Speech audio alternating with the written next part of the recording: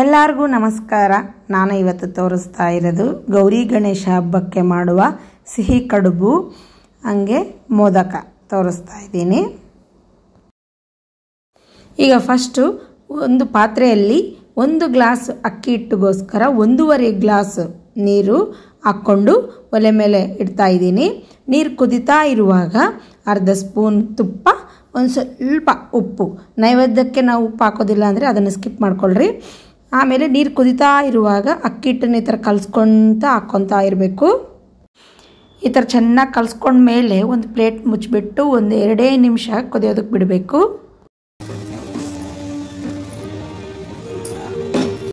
ಈಗ stove off ಮಾಡಿಕೊಂಡು ಒಂದು ಪಾತ್ರೆಯಲ್ಲಿ ಇದೆಲ್ಲ ತಗೊಳ್ಳೋಣ.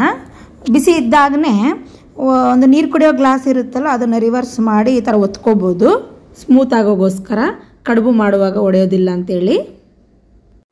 ಈಗ ಅಕ್ಕಿ ಹಿಟ್ಟು ಒಂದು ಸ್ವಲ್ಪ ತಣ್ಣಗಾಗೋಷ್ಟರಲ್ಲಿ ಒಲೆ ಮೇಲೆ ಒಂದು ಬಾಣಲಿ ಇಟ್ಕೊಂಡು 1 ಕಪ್ ತುರಿದಿಟ್ಕೊಂಡಿರೋ ಕೊಬ್ಬರಿ, ಇಲ್ಲಿ ಒಣ ಕೊಬ್ಬರಿ ತೊಗೊಂಡಿದ್ದೀನಿ, ಅದೇ ಜಾಗದಲ್ಲಿ ಹಸಿ ಕೊಬ್ಬರಿ ಕೂಡ ಯೂಸ್ ಮಾಡ್ಕೋಬೋದು. ಅರ್ಧ ಕಪ್ಪು ಬೆಲ್ಲ ಹಾಕ್ಕೊಂಡಿದ್ದೀನಿ. ಈ ಥರ ಕಲಿಸ್ಕೋಬೇಕು. 3 ಏಲಕ್ಕಿ ಕ್ರಷ್ ಮಾಡಿ ಹಾಕ್ಕೊಂಡಿದ್ದೀನಿ. ಬಿಸಿ ಆದಂಗೆಲ್ಲ ಬೆಲ್ಲ ಕರಗಿ ಸ್ಮೂತ್ ಆಗುತ್ತೆ ಅವಾಗ. ಈಗ ರೆಡಿಯಾಗಿರೋ ಕೊಬ್ಬರಿ ಬೆಲ್ಲನ ನಾವು ಒಂದು ಪಾತ್ರೆಯಲ್ಲಿ ತೆಗೆದಿಟ್ಕೊಳ್ಳೋಣ.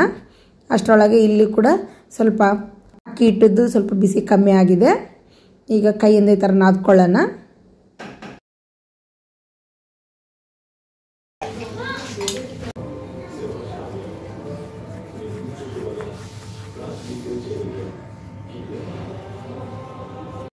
ಹಿಟ್ಟು ತಗೊಂಡು ಈ ಥರ ಉದ್ದ ಶೇಪಲ್ಲಿ ಮಾಡಿಕೊಂಡು ಒಂದು ಪ್ಲಾಸ್ಟಿಕ್ ಕವರ್ ಏನಾದರೂ ಇರುತ್ತಲ್ಲ, ಇಲ್ಲಾಂದರೆ ಹೋಳಿಗೆ ಮಾಡೋ ಪೇಪರ್ ಇರುತ್ತಲ್ಲ ಅದರಲ್ಲಾಗಲಿ ಸ್ವಲ್ಪ ಎಣ್ಣೆ ಹಚ್ಕೊಂಡು ಹಿಟ್ಟು ತಗೊಂಡು ಈ ಥರ ಕಡುಬು ಶೇಪಲ್ಲಿ ಒತ್ಕೋಬೇಕು.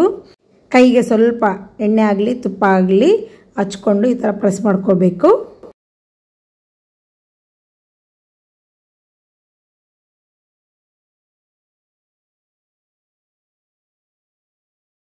ಕೊಬ್ಬರಿ ಹೂರಣ ರೆಡಿ ಮಾಡಿ ಇಟ್ಕೊಂಡಿವಲ್ಲ ಅದನ್ನ ಮಧ್ಯಕ್ಕೆ ಇಟ್ಟು ಕ್ಲೋಸ್ ಮಾಡ್ಕೊಳ್ಳೋಣ.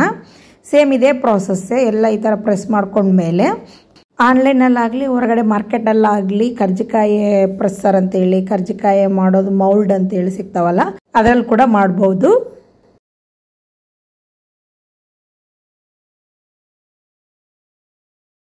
ಇದೇ ಥರನೇ ಎಲ್ಲವೂ ರೆಡಿ ಮಾಡಿಟ್ಕೊಳ್ಳೋಣ. ಕೈಯಲ್ಲೇ ಪ್ರೆಸ್ ಮಾಡಿಕೊಂಡು ಕೂಡ ಮಾಡ್ತಾರೆ, ಇದೇ ಪ್ರಾಸೆಸ್ಸು. ಹಂಗೂ ಮಾಡ್ಬೋದು.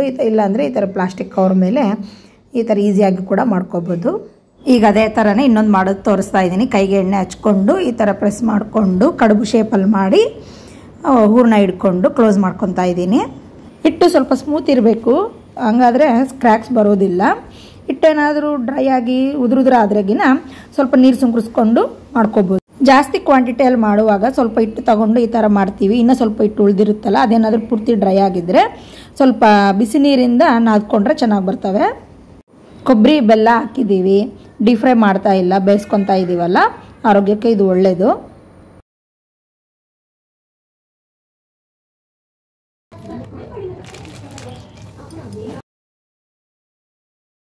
ಇನ್ನೂ ಏನಾದರೂ ಕ್ರ್ಯಾಕ್ಸ್ ಅನಿಸಿದ್ರೆ ಕೈ ಬೆರಳಿಗೆ ಸ್ವಲ್ಪ ನೀರು ಹಚ್ಕೊಂಡು ಈ ಥರ ಅಂಟಿಸ್ಕೊಂಡ್ರೆ ಕರೆಕ್ಟ್ ಆಗುತ್ತೆ. ಈಗ ಮೋದಕ ಮಾಡೋದನ್ನು ತೋರಿಸ್ತಾ ಇದ್ದೀನಿ. ಸೇಮ್ ಅದೇ ಥರನೇ ಕೈಗೆ ಎಣ್ಣೆ ಹಚ್ಕೊಂಡು ಅದೇ ಹಿಟ್ಟು ತಗೊಂಡು ಈ ಥರ ರೌಂಡ್ ಬಾಲ್ ಥರ ಮಾಡಿ ಕೈಯಿಂದ ನೀಟಾಗಿ ಈ ಥರ ಪ್ರೆಸ್ ಮಾಡ್ಕೊತಾ ಇದ್ದೀನಿ ರೌಂಡ್ ಶೇಪಲ್ಲಿ. ಆಮೇಲೆ ಒಳಗಡೆ ಹೂರಣ ತುಂಬಿಕೊಂಡು ಸುತ್ತೂರ ಕ್ಲೋಸ್ ಮಾಡ್ಕೊತಾ ಬರಬೇಕು. ಆವಾಗ ಮೋದಕ ಶೇಪಲ್ಲಿ ಮಾಡೋಕ್ಕೆ ಈಸಿ ಆಗುತ್ತೆ.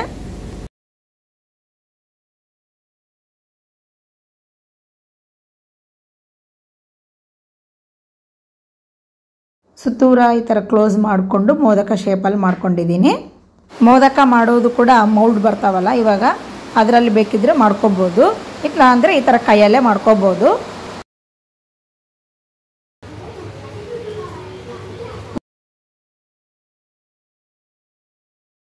ಇಲ್ಲಿ ನಾನು ಮೋದಕ ಶೇಪ್ ಥರ ಕಾಣೋದಕ್ಕೋಸ್ಕರ 1 ಸ್ಪೂನ್ ತಗೊಂಡು ಅದನ್ನು ರಿವರ್ಸ್ ಮಾಡಿ ಈ ಥರ ಪ್ರೆಸ್ ಮಾಡ್ಕೊತಾ ಇದ್ದೀನಿ, ನೋಡೋದಕ್ಕೆ ಚೆನ್ನಾಗಿ ಅನಿಸ್ತದೆ ಅಂತೇಳಿ.